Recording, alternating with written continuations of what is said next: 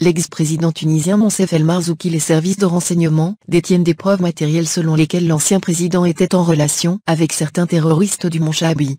L'ex-président tunisien Moncef El Marzouki sera-t-il poursuivi par la justice de son pays pour grave complicité avec les terroristes?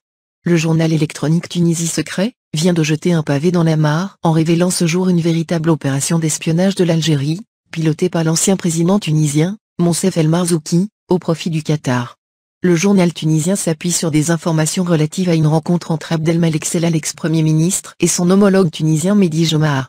Selon cette publication online, un tête-à-tête demandé par l'Algérie pour informer les autorités tunisiennes d'une grave compromission, preuve à l'appui, d'El Marzouki, ex-président de la Tunisie, avec des groupes terroristes. Le même site décrit, dans le menu détail, la rencontre entre les premiers ministres des deux pays.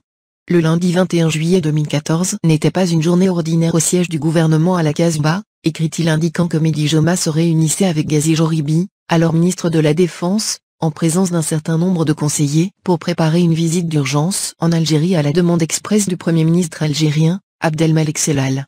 On devrait dire plutôt à la convocation de Sellal, car les raisons étaient suffisamment graves pour que Mehdi Jomah se rende illico à Tébessa, souligne le même journal.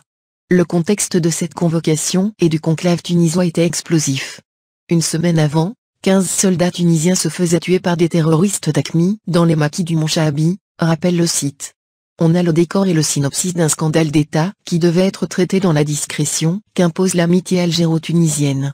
Mehdi Jomah arrivait à Tébessa en compagnie du ministre des Affaires étrangères, Monji Hamdi, du ministre de la Défense, Ghazi Joribi, du ministre délégué à la Sécurité nationale, Rida Sfergandoura, du conseiller auprès du chef du gouvernement chargé de la sécurité, le général Mohamed Lassaad Orbe, du chef d'état-major de l'armée de terre, Mohamed Salah Hamdi, qui démissionnera le lendemain de cette rencontre, et du colonel-major, Mohsen Fersi, rapporte le journal électronique tunisien.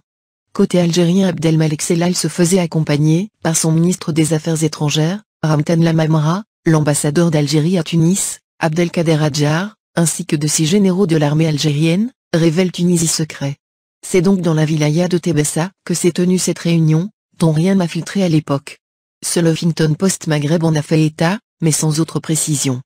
Connu alors pour son franc-parler, le Premier ministre Abdelmalek Sellal lance « Votre président est libre de sacrifier des soldats tunisiens, mais il ne doit pas jouer avec la sécurité nationale algérienne », rapporte Tunisie Secret, qui a indiqué que Mehdi Jomah était sidéré par cette déclaration.